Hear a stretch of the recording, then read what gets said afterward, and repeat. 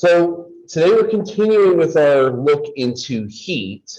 And so we're going to talk about heat and kind of pivot to gases to close out the day. And so if you remember from last lecture, we started with this concept of heat energy.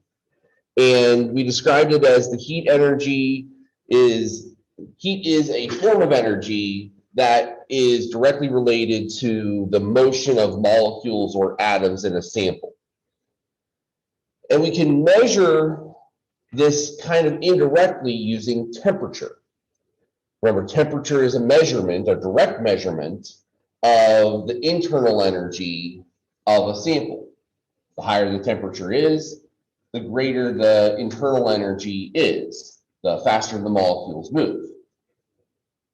And the lower the temperature is, the slower the molecules move. So we can use temperature as a guideline to help us to figure out how energy is going to move from sample to sample to sample.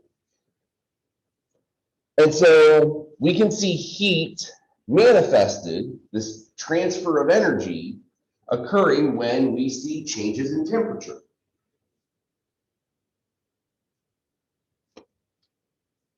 So an object suddenly becomes hot, it has gained heat energy.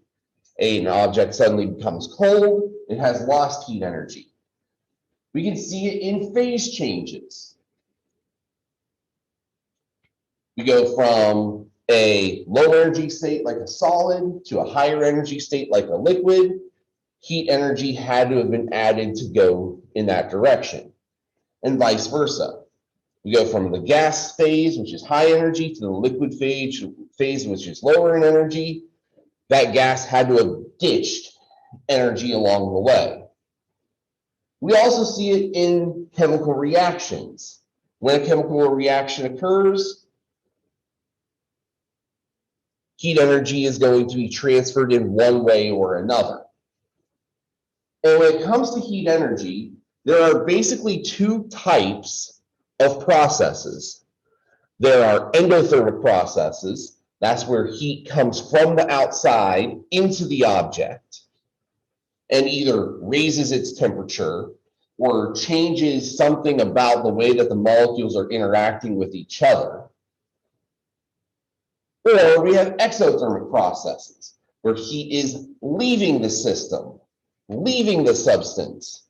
And we either see a drop in the temperature of the substance or a more ordered arrangement of their molecules.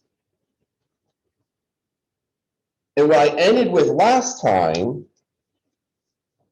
is a note here about the idea of system versus surroundings. Now, in most reaction systems, that is external to you. So you are usually part of the surroundings when we are looking at chemical reaction systems.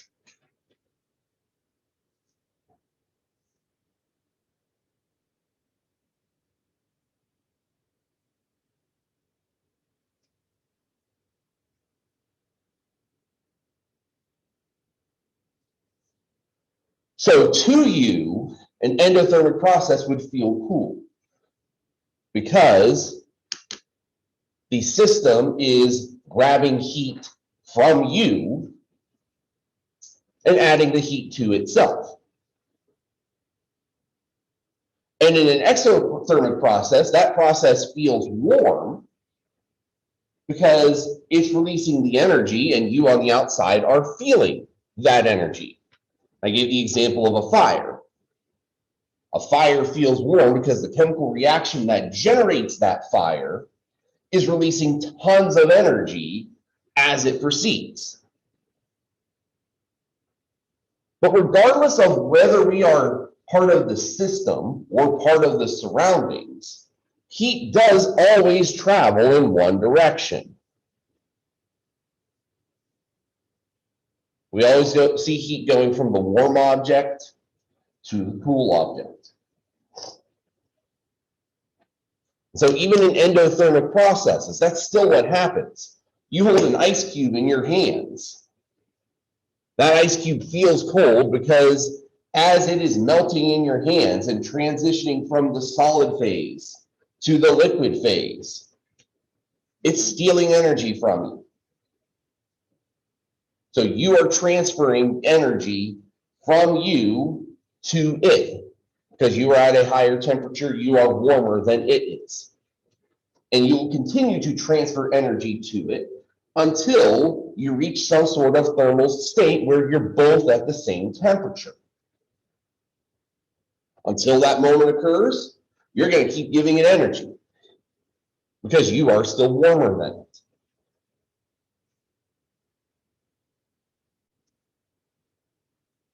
Now, in terms of units, heat can be represented by a number of different units. The most common ones are the BTU, BTU being the British thermal unit.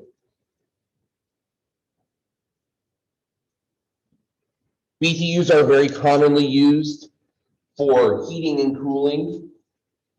To give you an idea of the capacity or the output of a furnace or a water heater or even an air conditioner, when it talks about how much heat can be taken out of the system. By definition, a BTU represents how much heat is necessary to raise the temperature of 1 pound of water by 1 degree Fahrenheit.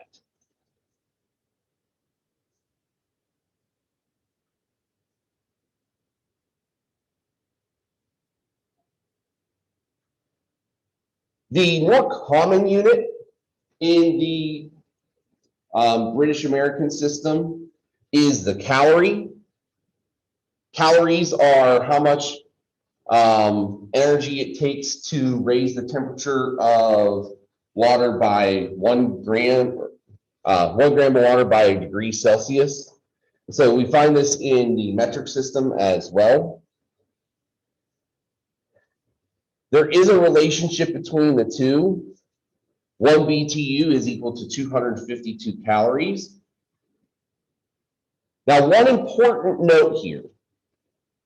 Notice the capitalization of the word calorie here. Notice that it is lowercase. That is because this is different from the calorie that we know and associate with food. Food calories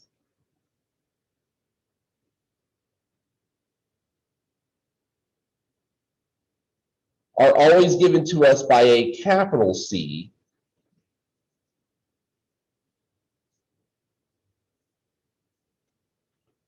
and they stand for 1 kilocalorie. So there are 1,000 little c calories in 1 big C calorie. So again, when we talk about food products and the nutritional content of food products, we are talking about considerably higher amounts of energy than the calorie, 1,000 times higher energy, which is an important distinction to make. Now, the other more common metric unit for energy is the joule, but we're not going to talk a whole lot about joules. But know that a joule is about there are about 4 joules in a calorie, little c calorie.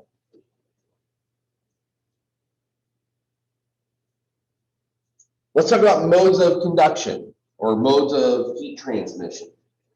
There are 3 in particular worth looking at. The first is probably the most obvious, conduction. When you touch a hot object, it feels hot. Because as you touch that hot object, the heat energy in that hot object is being transferred to you. So conduction refers to any kind of heat transfer caused by direct contact between the two substances.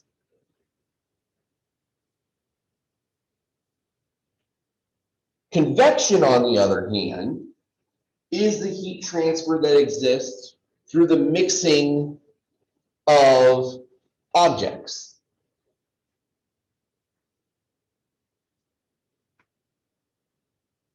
What it relies upon is a relationship between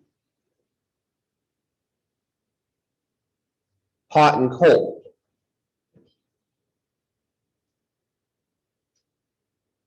So let's say that we have a hot object here on the bottom of our oven. As you know, heat rises. So that hot object is going to see hot air rise to the top of that oven. As it rises, it's going to interact with the cool air that is at the top of the oven. And what we're going to see is that gravity starts to interact with it and starts to cycle it downward. So we get this kind of circular effect. The heat rises, it interacts with the cool air. The cool air causes it to become heavier, more dense. It falls back down. It interacts again with the hot object. And the cycle repeats. And over time, eventually, we reach a thermal equilibrium state inside of the oven. That's basically how a convection oven works. If you have an air fryer, that's more or less what an air fryer is. It's just a high energy convection oven.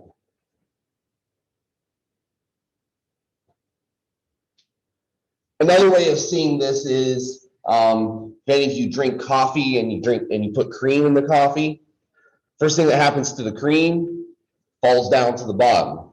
It's heavier, it's more dense, and it's cold. But if you look closely, as it interacts with that hot coffee, the cream will actually start to come up a little bit because the heat is going to force that cream to rise, and then it'll start to kind of fall down again. So if you look closely inside that cup of coffee, you don't stir it up. You'll actually see some of that convection current taking place inside of the cup. Now, most of the time you don't do that with coffee. You just sit there and you stir it up and you drink it. But if you took that time, you would actually see that taking place. Convection currents are also the reason why we have much more concern in a firefighting situation with the upper floors of a house, upper floors of a building, as opposed to the lower levels. Because that heat rises, we're going to have much hotter temperatures on the ceilings, on the roofs, than we would in the lower areas and on the sides. Third type of heat transmission is radiation. Radiation is the transfer of energy from one object to another through space. Now, we're not talking outer space here, we're just talking about literal space. This object is hot, that one is not. If enough temperature generates here, my heat will radiate from me and warm up the chair across the room.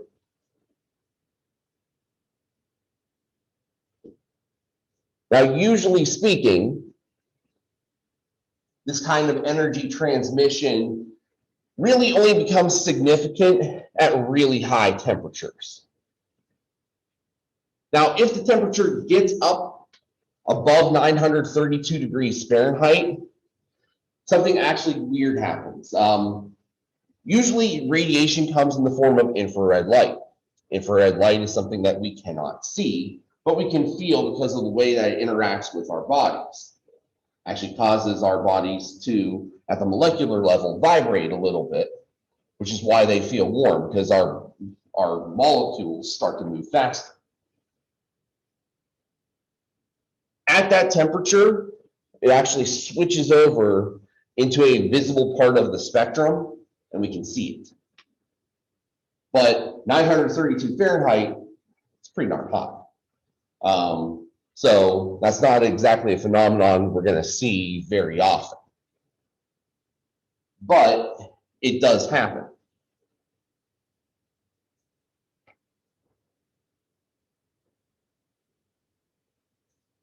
When fires occur, whether they are house fires or industrial worksite fires, convection and radiation are the primary modes of spread.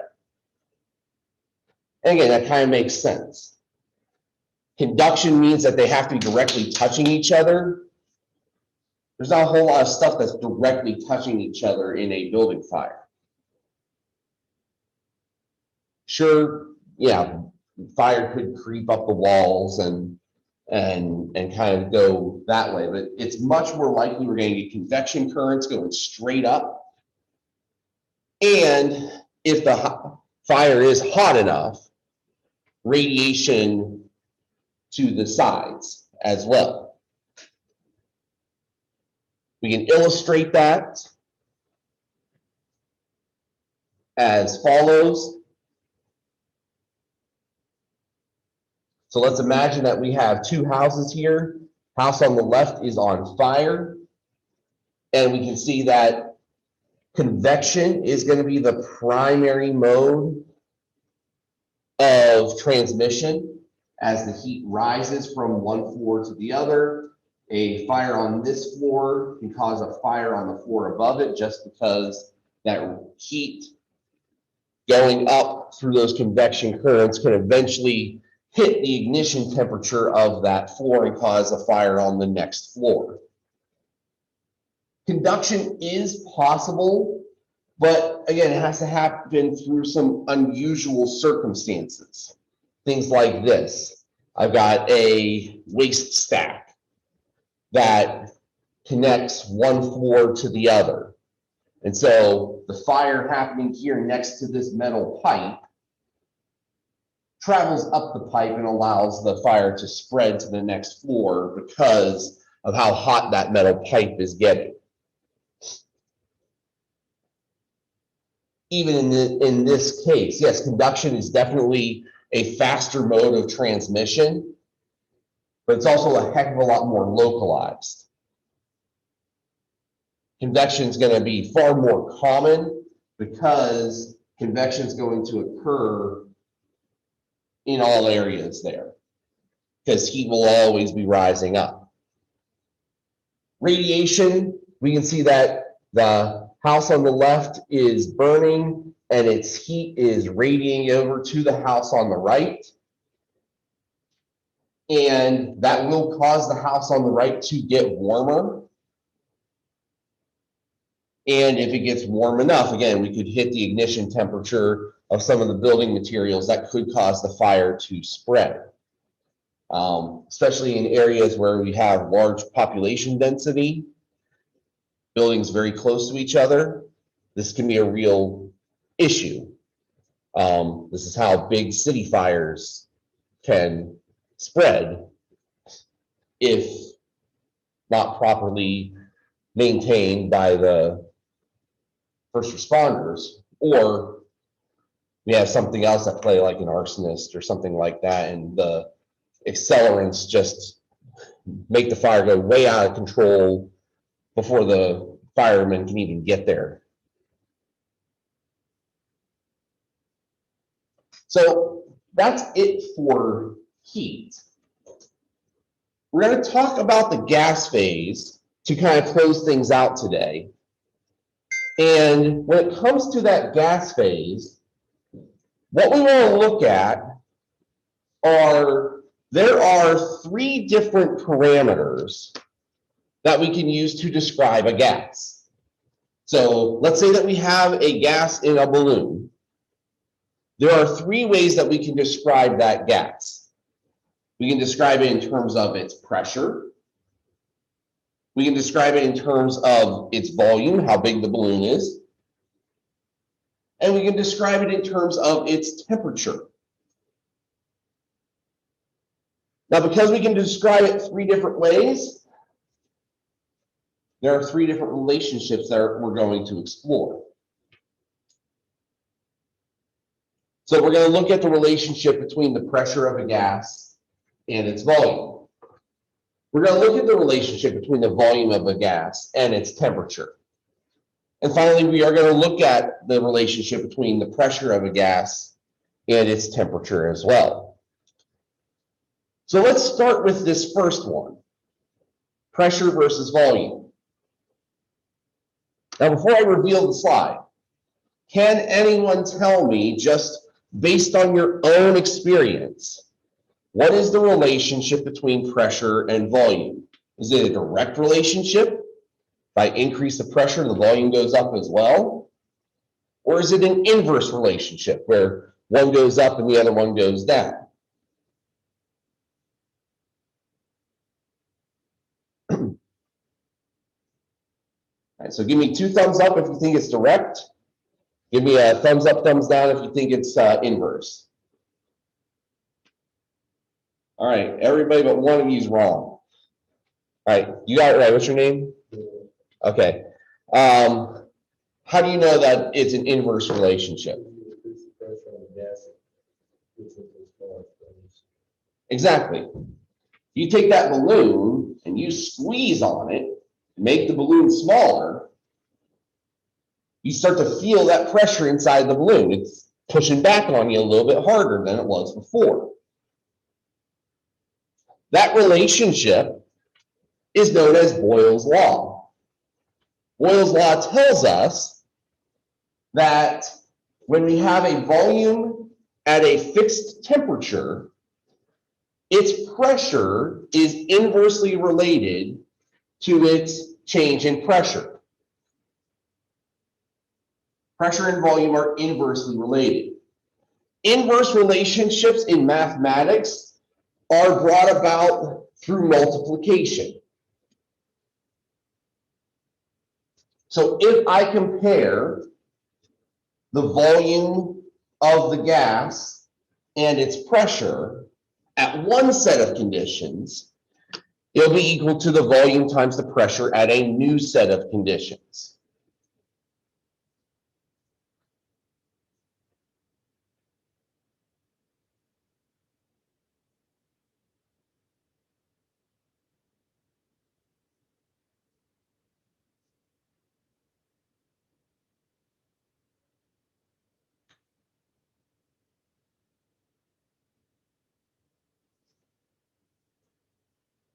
So again, think about this as an inverse relationship. When one goes up, the other one has to go down. And when one goes down, the other one has to go up. And the key idea here, the key thing that is important is that we're at a fixed temperature. So the temperature is not changing as we do this. If it were changing, then we wouldn't be able to make this particular argument. We'd have to look at how all three interact with each other instead of just the two.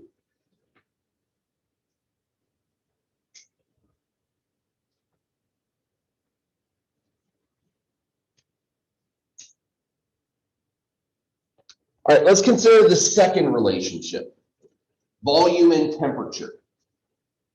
So give me a 2 thumbs up if it's direct. Give me one of each if it's indirect. Volume and temperature.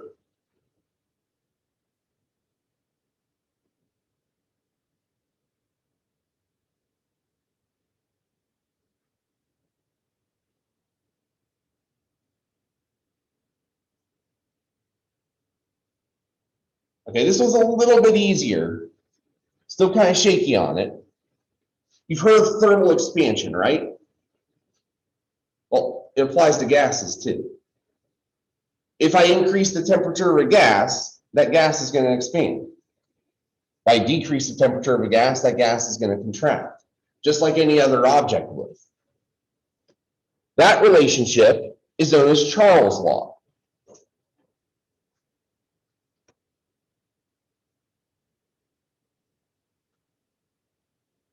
Now, your book is expressing that relationship as a multiplication as well, but notice one key difference. The temperatures have been flip-flopped. And so a more familiar way of expressing this is actually as follows.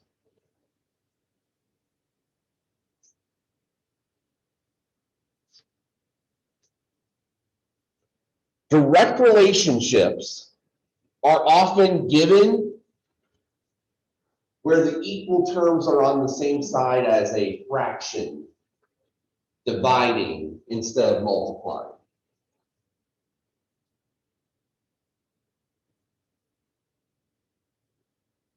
But the idea is still the same. If the volume increases, the temperature increases, the volume decreases, the temperature decreases as well.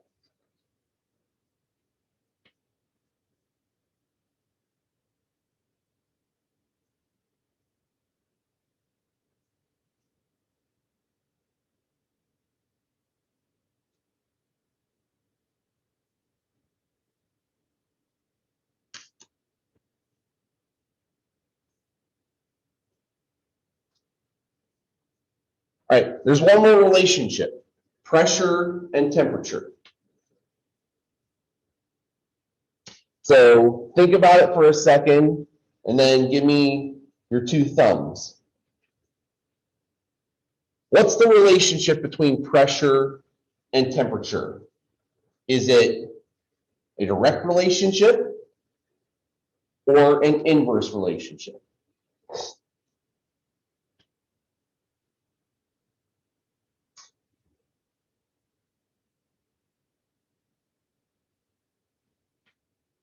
Okay, we're almost evenly split. More of you got it right than wrong. This is also a direct relationship. And the way that you want to think about this is, well, think about today. 5 degrees outside this morning when you came in. How's your tire pressure doing? Probably a little lower than usual. That's the relationship. When we see increases in temperature, we generally will see increases in pressure as well. And when we see decreases in temperature, we'll also see decreases in pressure as well. So again, we see your book gives us this multiplication, but notice that the temperature values here are switched. A more familiar way of doing this is using the fractions. P1 over T1 is equal to P2 over T2. And this relationship is known collectively as Edmonton's law. You may see it in other resources known as Gay-Lussac's law.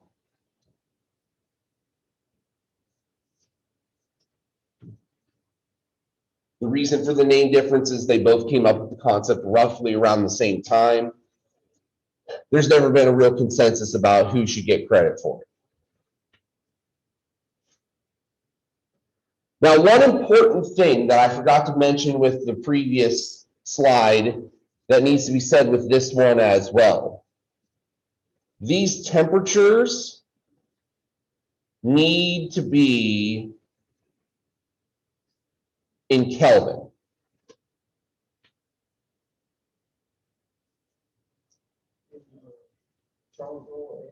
Mm-hmm.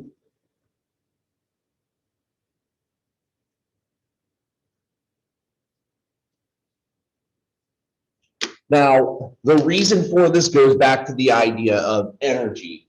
If you remember what we talked about on Monday, the Kelvin scale is an absolute scale.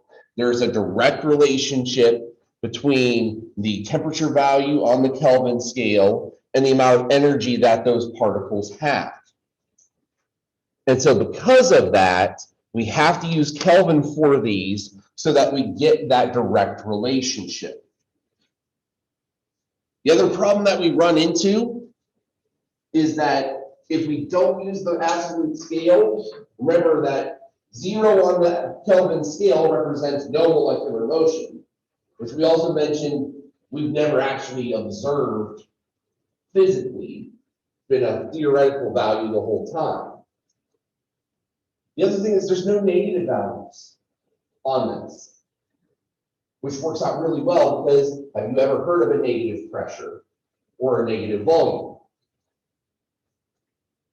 In building design, we occasionally talk about negative pressure when we have differences in pressure on opposite sides of a door, for example, which can be why it's really, really difficult to open a door from the outside sometimes. Because literally the pressure inside is basically sealing that door shut unless you've got some superhuman strength, until you can let some of that air out to try to equalize it. That's really the only ever application of negative pressure, and it's not talking about it as a literal negative value. It's just talking about it relative to the other pressure.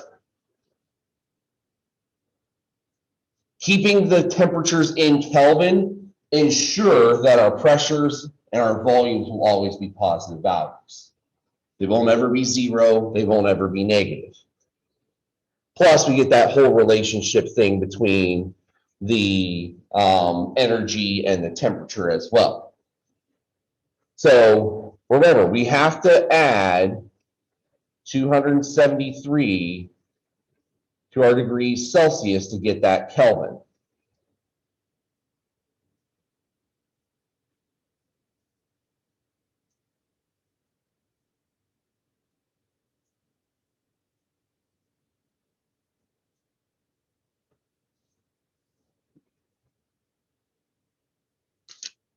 So all three of these laws, Boyle's, Charles, Edmonton's, they all depend on one of the other parameters being fixed.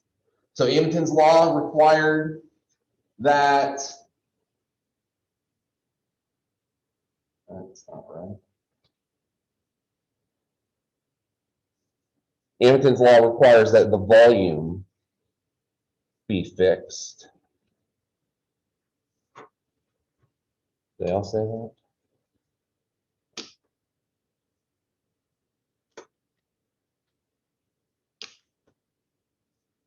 All right, never mind. I misread that.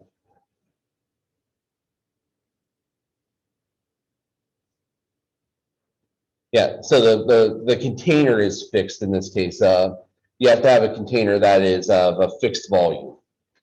So usually means that it's rigid. It's like a cylinder or something.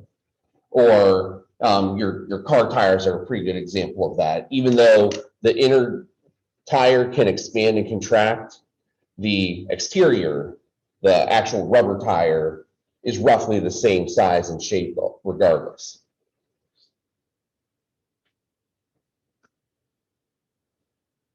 All these have required, though, that something be held constant.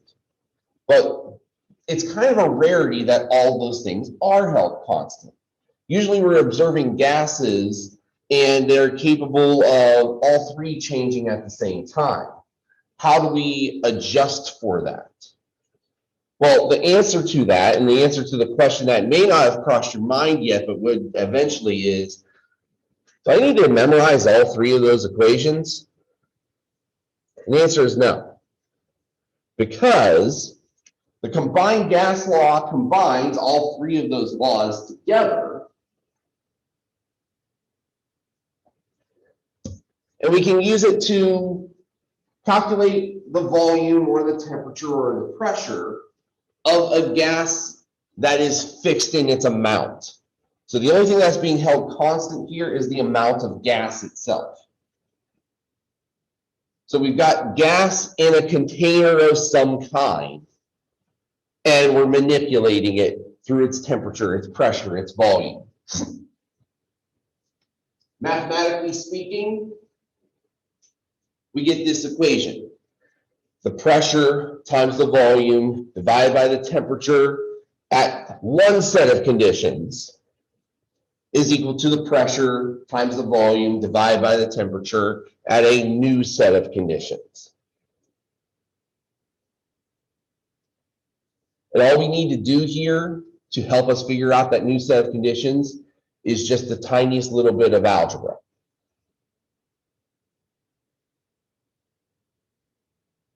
Now, going back to what I was saying about memorization. The reason you don't need to memorize Boyle's, Charles, and Edmonton's laws, at least in terms of their equations, you should still know the relationships, inverse, direct, is that the equation itself takes that into consideration. So let's say that we are at a fixed volume. The volume does not change. Well, if the volume doesn't change, V1 is equal to V2. So we can basically scratch those off. And what we're left with is Edmonton's law. Now, you don't have to know that that's Edmonton's law, but you do know that the relationship is there.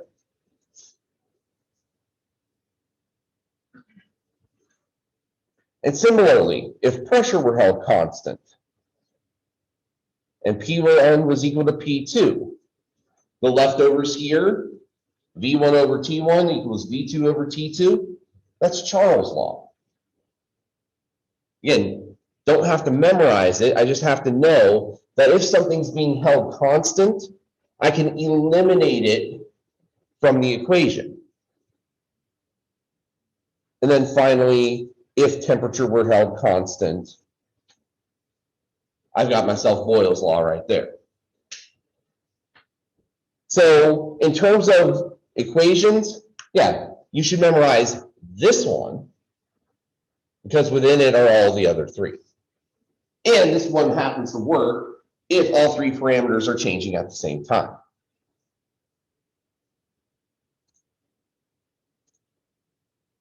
And so we're going to stop right there for today. On Friday, we will conclude our chapter 2 by doing a couple of examples of some practice problems with using the combined gas law to solve some relatively simple ideas. And then we will talk about phase diagrams and cryogenic materials.